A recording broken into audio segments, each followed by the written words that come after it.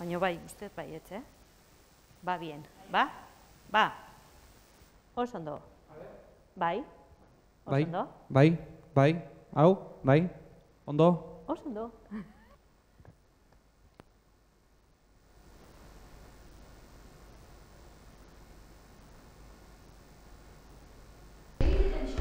Bai, bai, bai, hau oso altu dago, ez? Amaia, bai.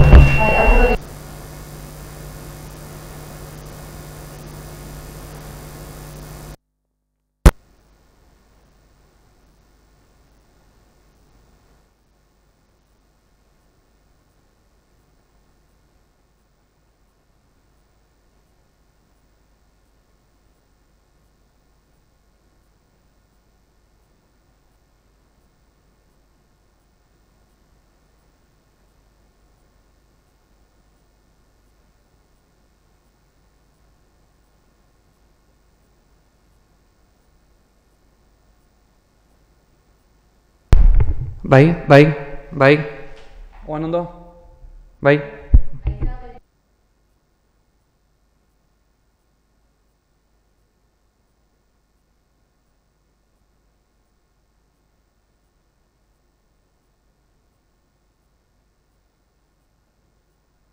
Bai, bai, bai. Bai. Lehenengo puntua? Nio gero ez da zuen altu itzaiten, Ez? Ez, ez. Bai. Bai, Pues, bai. Oye, no puede ser.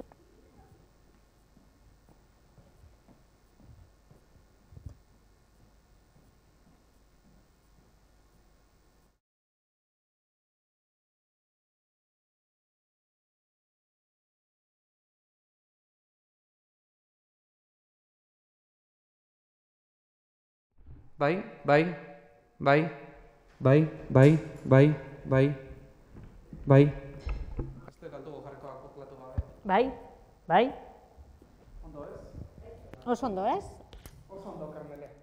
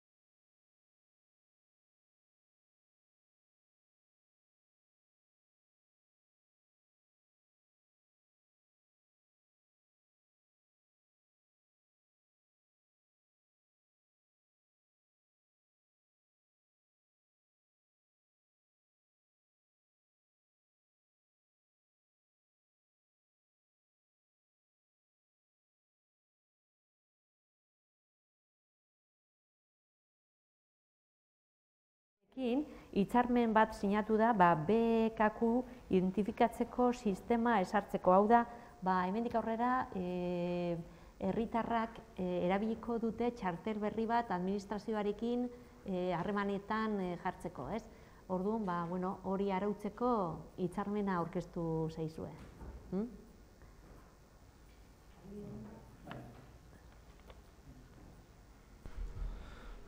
Atxaldeon. Esaten Karmelek komentatzen izan bezala, ez? Gaur egun badaukagu tramite elektronikoko plataforma bat, geroz eta gainea tramite gehiago egin daitezkena erramenta horrekin, baina momentu honetan egiesateko arazo badaukagu dela identifikazio sistema, ez dela identifikazio sistema errez bat. Herritarrek identifikatzeko behar dute edo izenpeko txartel elektronikoa edo DNI elektronikoa, beraien etxetan behar daukate halako aparato bat, irakurtzeko txartel elektroniko hauek, eta egiesateko ez da erabiltzen. Hitzarmen honekin lortu nahi dana, da nolabait beste bide alternatibo bat eukitzea, errezteko, baku deitzen duten sistema horrekin, eta nik uste dut gehienak jaukiko ditugula gure erabiltzen ditugula, da halako txartelak kutxa edo laboralen tramite bat edo eiterakoan eskatzen duen zenbaki bat, txartelen bidatzen duzu dagokion klabea edo, sartu klabe hori eta identifikatzen dizuna, ez? Sistema berdina izango zen. Beharko da e-mail bat eta mugikor bat, nolabait lotura identifikazioa bi klabe horiekin egiten da, eta hitzarmen honekin hemen udaten ahalbidetuko dugu txartel horiek, txartel ez die izango printzipioz fisiko, baizik eta bidali ingo diete herritarrei, baina ahalbidetuko da bidaltzea eta gero erabiltzea tramitetan. Eta helburua, herritarrak adibide sinple bat, askotan behar izaten dugunen erroldako ziurtagiria, etxen bertan, interneten bidez, baku sistemarekin identifikatzea eta ez dure inpersoran ziurtagiri hori imprimitzea. Eta eukiko do, hemen udaten eukiko luken balio berbera. Ados daudenak, konbenioarekin. Onartutzat gelditzen da. Laugarrengo puntua, kreditu transferentziak eta kreditu gehigarriak dekretuen jakinarazpena.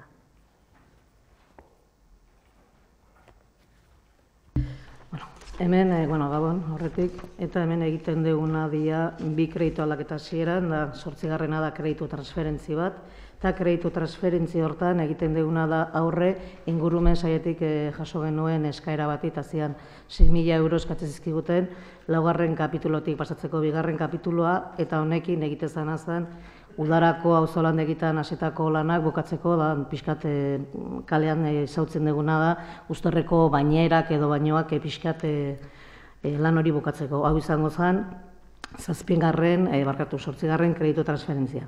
Eta gero hemen barrun edukiko dugun nukena izango zen 9.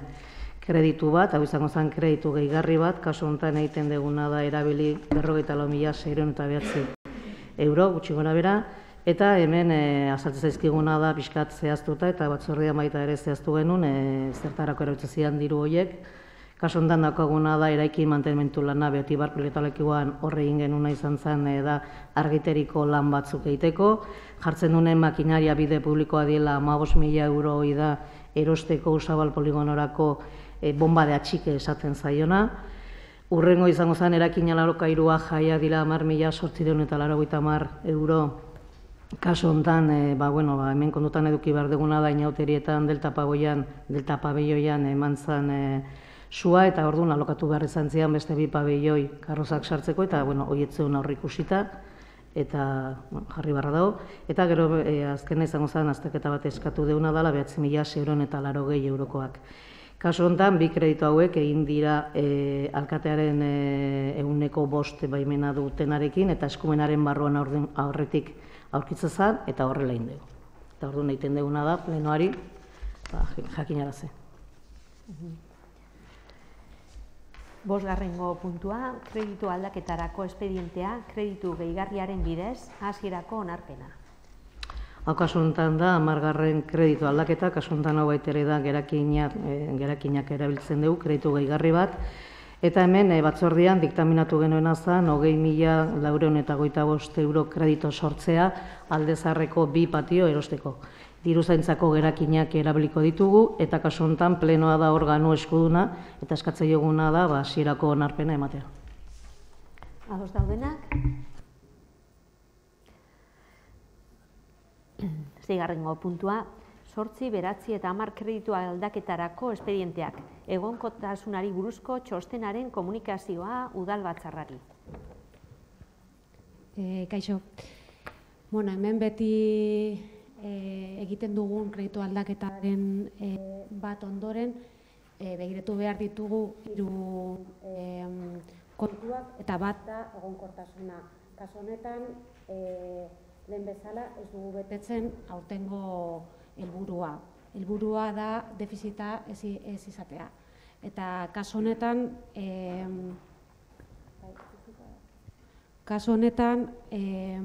badaukagu defizita bat, baina orduan hori eta printzipioz plan ekonomiko finantzierio egin behar da.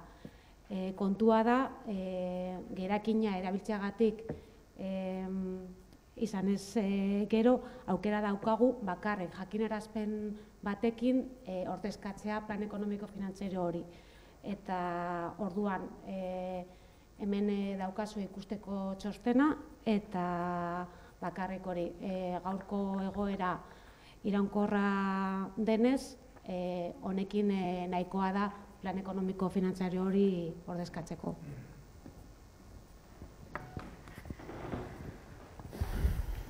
Beraz kontu ematen da, eta 7. eta 8.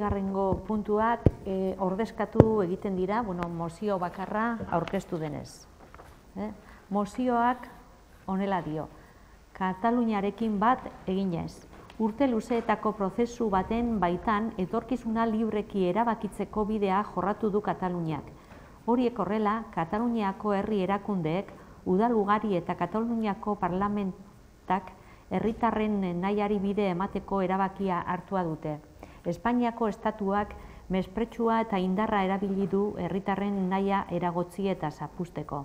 Bide demokratiko honen aurkako eraso larriaren aurrean, Tolosako udalak honako mozio hau aurkezten du eztabaidatu eta onartzeko.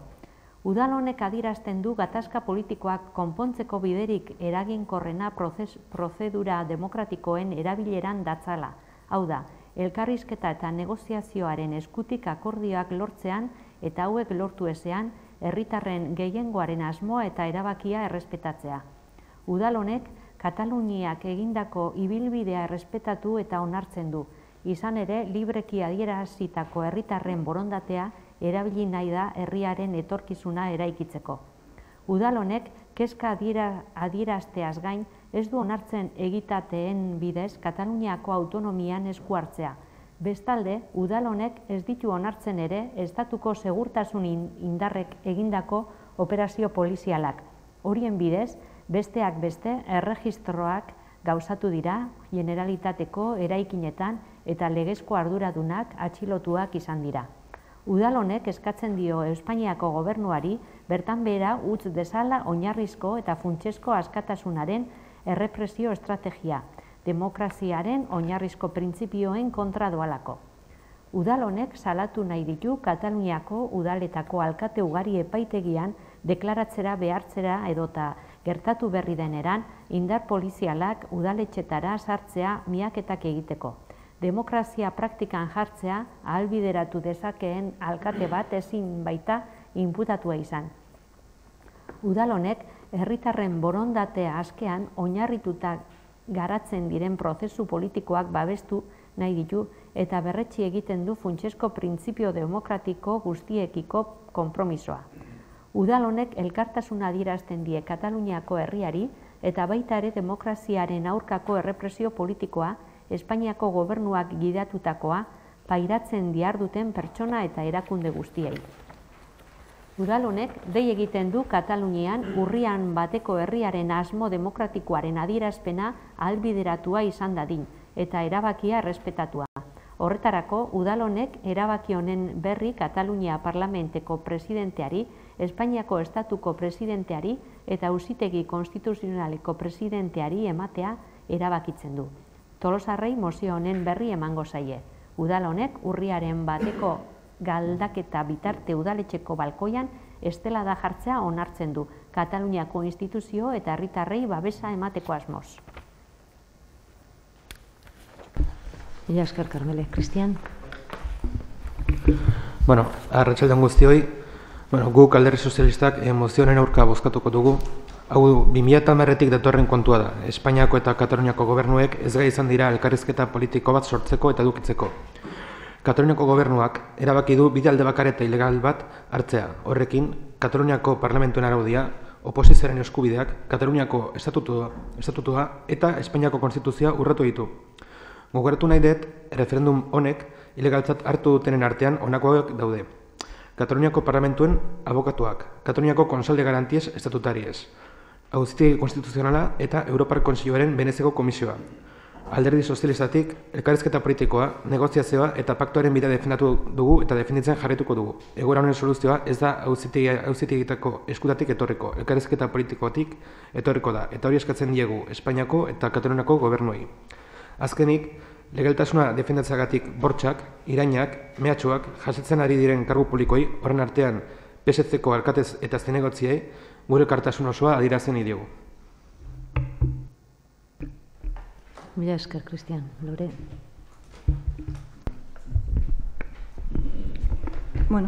EH Bilduko kideok mozio honen alde bozkatuko dugu noski.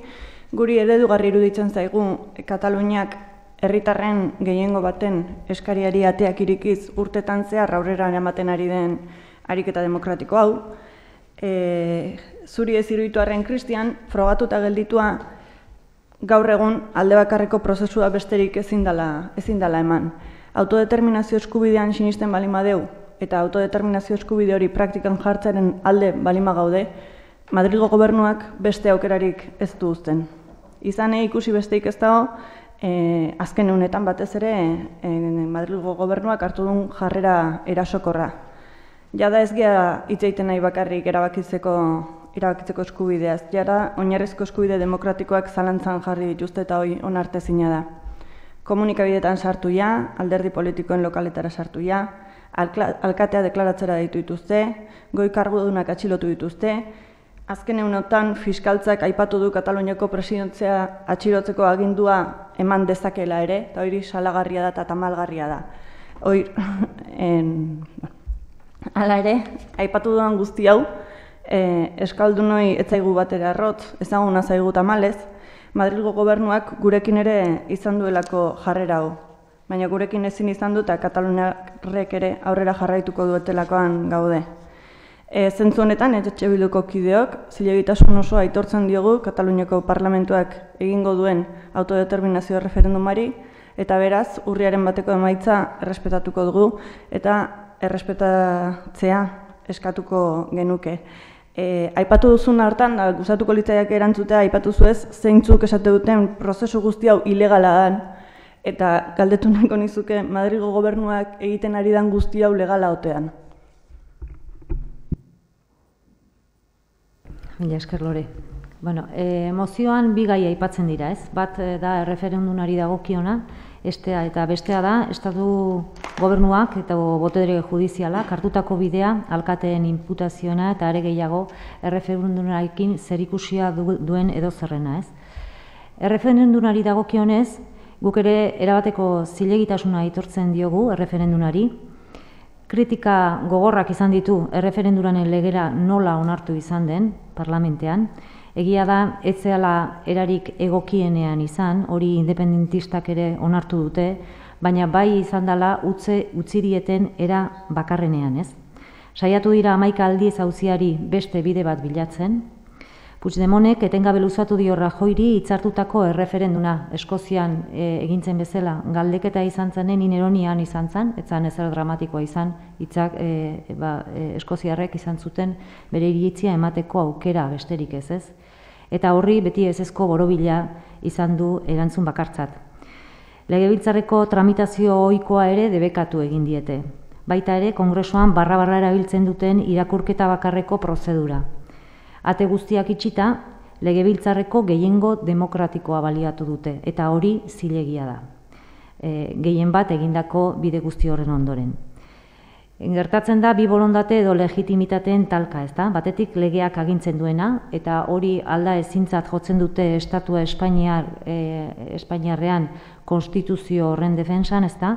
Eta bestetik herri borondatearena, zeinek bere iritzia erreferendumaren bidez adierazi nahi duen. Beste era batera esan da, botere judizialak ilegaltzak jo dute erreferenduna, baina Kataluniako herriak egingo duela erabaki du. Egoera oso kaskarrean izango da seguruenik, eta seguruenik hori emaitzaren kontra ere joango da. Talkaren erdigunean, beste eragile batzuren artean baita ere daude alkateak. Alkateen autoritatea herritik hartu eta emandakoa da. Eta guk pentsatzen dugu, ez dagoela ariketa demokratikoagorik alkate baten jardunean, herriari hitza emateko bideak erraztea baino. Hitza herriarena da, eta hori ezin du inolako legeak ukatu. Eta hitz horren adierazpena nahitaezko ariketa demokratikoa da. Gainera, ariketaren emaitzak eta gaiaren garrantziak, Katalunian gaur egun duten aferaren tenorea badu, edo dimensioa badu, gizartea ezin du albo batera geratu, ezin du ikusle soila izan. Hainbat erabaki, kasuan Kataluniako herriak hartu nahi duena, herriaren nahiari erantzun behar dio, eta ez beste ezerri. Espainiako estatuak indar handia du, eta dituen baliabide guztiak erabiliko ditu galdeketa ukatzeko. Dagoeneko bizitzen ari dira Katalunian tensio uneak, eta izango dira seguruenik gehiago ere etorkizunean, baina herri baten borondatea ez da legeen bidez itzaltzen. Egoera honetan garrantzitsua da solidaritatea eskaintzea Kataluniako herriari, eta herrien iritziak errespetatzen ez dituen estatuari jakinaraztea gure desadostasuna. Historian zehar lehen ere bi herriak bidelagun izan dira, herri bakoitzak hartzen duen erabakien erabateko errespetuz, eta orain ere bide lagun izan behar garela uste dugu. Bestalde, Europako legediak babesten du herrien erabakitzeko eskubidea, eta horretan oinarritzen da Kataluniako herria. Herrien Europa batean sinesten degulako, eskubide zibilak eta askatasun publikoak errespetatuko dituena gainera, guk ere mozioari baietza emango diogu. Ados daudenak, beraz onartutzat ematen da mozioa. Carmele, igual, urrungo puntura pasa aurretikan, eta nik neronikek katalanaz esango nituzke hitz batzuk, baina Nuria eukita, eskatuko nioke utxieneko hitz batzuk esatea. Keinu bezala. Bueno, bai, Gabon. Bueno, pertsonalki eskerrak eman ditut mozio hau onartzeagatik hemen, eta que el poble de Catalunya sàpiga que té tot el nostre suport, la nostra solidaritat, molts ànims a tothom, i el proper diumenge 1 d'octubre votarem.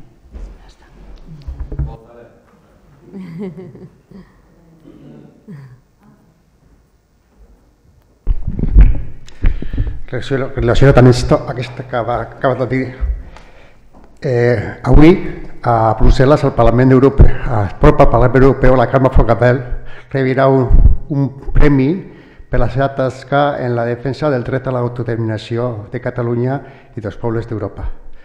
Esan duan bezala, gaur Carme Forcadell, aipatu dugu parlamentuko presidentea hemen indar gutxi mozioan, sari bat jasotzera da momentu honetan Bruselan, CMC Europar fundazioak eman da, eta sari hau ematen zaio Europan autodeterminazio eskubideen alde borroka egin dutenei. Joan den urtean saria Alex Salmoni eman zioten, aurte Carme Forcadelli. Bi egoera zero desberdin, batean errespetatzen dira eskubideak demokratikoak, eta bestean pertsonari Carme Forcadell justizia jazarria dago momentu honetan. Hori komentatu nahi du, nik uste importante delako, gaurko testuinguru honetan. Galderreuak.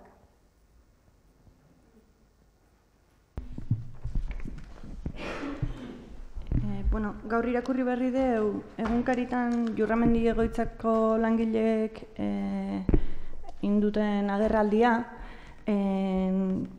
horren ingurun galdetu nahi nun, ez dakit, egia da aspaldi ez deula zuzendaritza batzordeikin, okerrezpana apiriletik, Ez dakit kabia prozesua nola daun, entzun dut atzeratzen ari ote dan berriro ere, eta beste nabardura bat kezka sortzeitz, horra aipatzea nolabait ere lanpostu aldaketa batzuk emateko asmoa ote daukazuen. Okerrez palima nao, langileei ja notifikatu zaie aldaketa hoi, zer horrek olatz azkeneko plenon aipatu zenian batez personalakin lotuta, baina erabakirik etzala hartuko batzorderik itxez palimazan, eta orduan ez dakiz gertatzen nahi dan.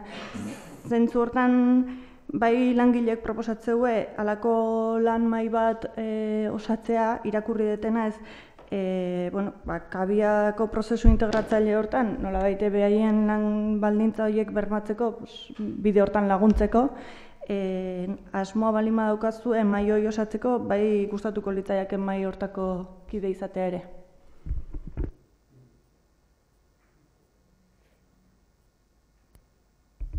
Bai, mai gainean gai ezberdinak dauden, nik ere irakurri duet Jurramendiko langileen ordezkaritzak egin duen prentsaurreko hori. Orduan pixka bat argitzearren, gaiak pixka nahastu xamarrak agertzen dira, ezta? Batetik daukagu gizarte zerbitzuen legeak eta nola banatzen ditun legeak eskumenak, ez? Egoitzak dira Foru Aldundiaren eskumena eta udalak ditu beste eskumen batzuk, tartean baita ere etxez etxeko laguntzarena. Eta hor tartean dago baita ere lege hori betetzeko orain eskualdean egiten ari geran lanketa hori, ezta? Aurreko legealdian sortzen da kabia, legealdi honen hasieran Batzar Nagusiak eskatzen diote Gipuzkoako Foru Aldundiari 16 udal egoitzak kabian sartzeko aurkeztu dezala 9 hilabeteko epean bateratzeko prozesuaren eredua eta egutegia. Hori gauzatzeko sortzen da talde tekniko erreferente bat eta gero egiten dira bilerak udalekin, egoitzekin, jakiteko egoitza bakoitzen egoera zein dan eta nola aurkeztu lan horiek. Lanak eginak dituenean gainera egoitza guztietan aurkezten dira, tartean baita ere Jurramendin langile guztiekin. Eta aurkezten da plan estrategikoa, kudeateketa plana, antolateketa eredua eta egutegi proposamen bat baita ere. Egutegi horren arabera, Tolosako egoitza sartuko litzateke kabian 2018 urte bukaeran. Langilek hasieratik aurkezten dute zalantza pale bat, zalantza nagusiki bi, gainera normala denez eta zilegia denez, ezta? Bat, gaur egun dituzten lan baldintzen bermea. Hori bermatuko dutela esan dute izan ditugun elkarrizketa guztietan. Nik haitu naiz dokumentazioa begiratzen, ze pentsatzen nun galdera hori luzatuko zela gaurko osoko bilkuran, eta begiratuet, ikusi dut gainea, Elena Basagoitiabeak, erakunde publikoetako zuzendariak, Foru Aldundiak ateratako prentsa ohar batean, publikoki nola adierazten zuen, kabian sartuko diren langileak, kakotxa artean daukat apuntatuta, egungo lan baldintzak izango dituela. Badirudi gainez, legez izan behar duela hori, eta ezin duela beste erabatea izan, ez? Hori da kezka bat, eta hori bilera guztian transmititu zaie ordezkari sindikalai.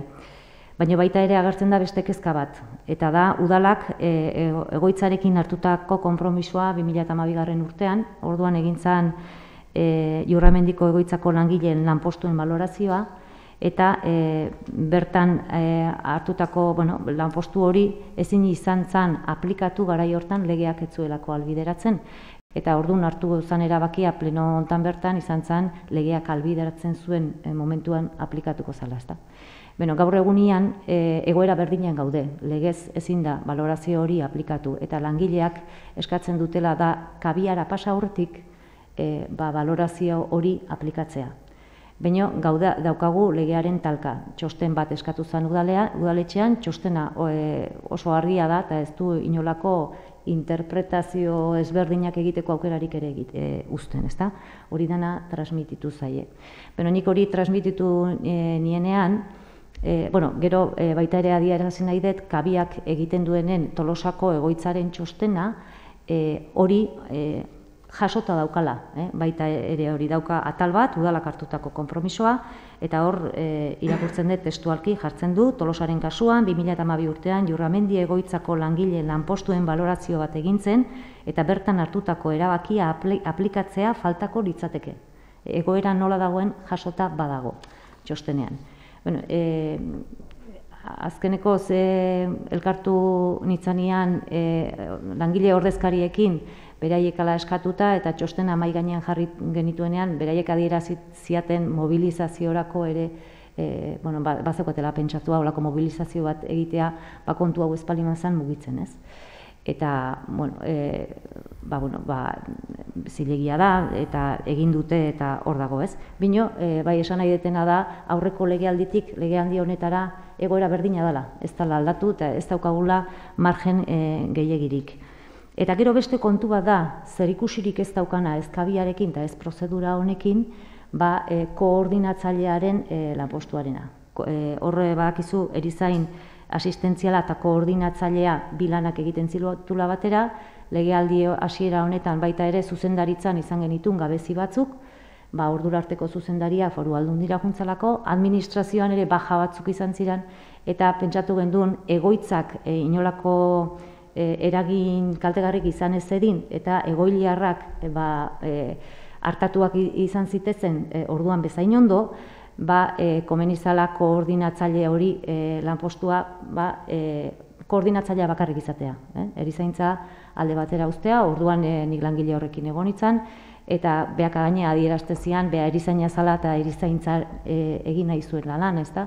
Baina erronkari heldu egin zion, da egia esan, beti eskertu diot egindako lan guzti hori. Ze gertatzen da gaur egunean egoera aldatu egin dela.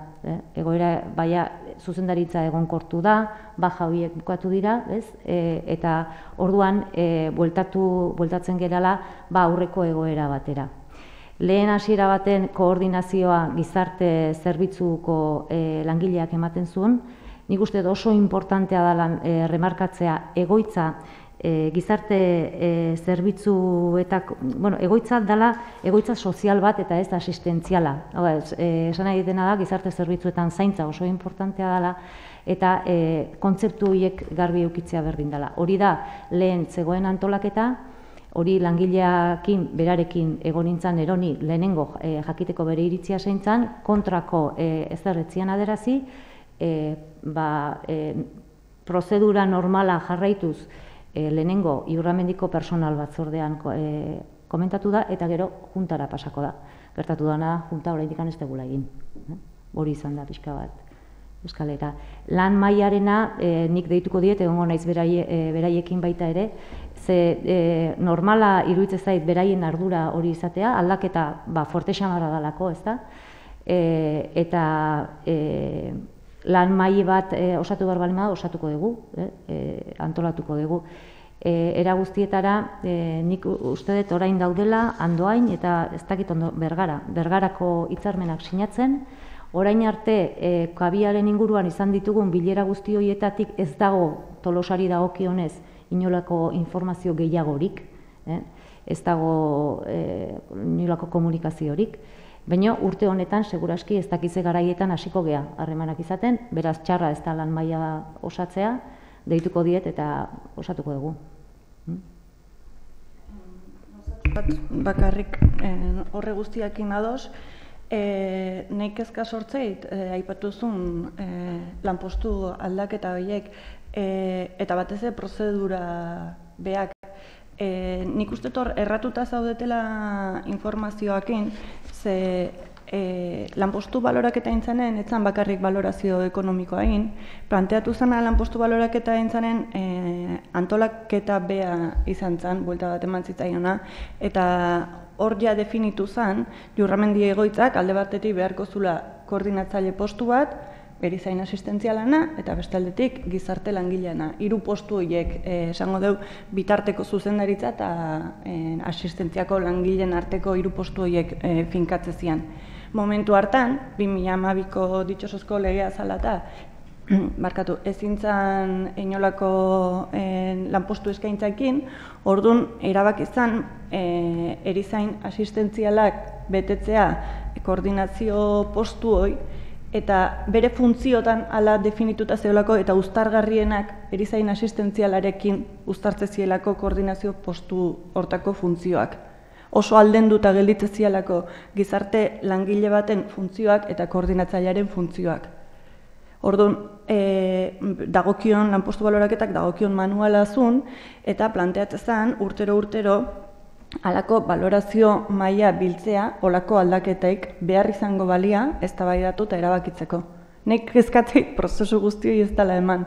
Erabakizue bai oso ondo izenez egia da soziala da egoitza. Deno dakigu soziala izan arren, gaur egun bertan dauden egoiliarrak bestelako beharrak askoz handiagoak dauzkatela, eta horregatik eman nahi izan zaiola erizaintzari eta alderdi sanitarioari garrantzia, eta modu hortan dago definituta lanpostuetan. Orduan, nik horregatik behidatu zazue ondo, ze aparte prozedura ez dut uste egokia izan denik, eta ez dut uste gizarte langile batek momentu honetan funtzioiek betetzeko, zehaztuta dauden funtzioiek betetzeko gaitasunak izan ditzakeen. Nik ez nator bat zurekin, gainea, uste diala gai oso teknikoak eta hitzengo ditugu, lasaitasun osoz eta begiratuko dugu. Lanpostuen balorazioa egintzan horretan, balorazioak irauntzun bitartean, ia bukaeraraino, mantentzen zen koordinazio lan horietan gizarte langilea eta bukaeran egintzen duten aldaketa hori. Orduan ere prozedura baita ala moduzkoa izan zen. Eta gero, bai, mendekotasuna, azpimarratu nahi nuke, mendekotasuna ez dela gaixotasun bat, da behar bat, eta horretik da soziala behar duten behar nagusia, ez? Ez da ospitale bat, egoitza bat da mendekotasuna duten personen etxe bizitza bat, ez? Eta horretik nik kokatzen dut askoz hobeto gizarte zerbitzuen arloan koordinazio hori asistentzialan, baina bai dia egia da gai teknikoak eta hitz egingo ditugu. Besterik? Nik bukatzeko ze gaur jaso dugu gonbidapen bat topiken badago poesia emanaldi bat, Lizardi Kultur Elkarteak menderdi bat ospatzen ari da, euskara eta euskal kulturaren bultzada horretan, bere izena ohore egiten dio euskal poeta handi bati, Lizardiri, eta horregatik ospatzen ari dira gainea poesia emanaldi batekin, ez? Pena da gaur osoko bilkura izatea, bestelan izango ginen, baina zorionak Lizardi Kultur Elkarteari eta etorkizunean ere jarrai dezala orain arte bezala. Mila esker.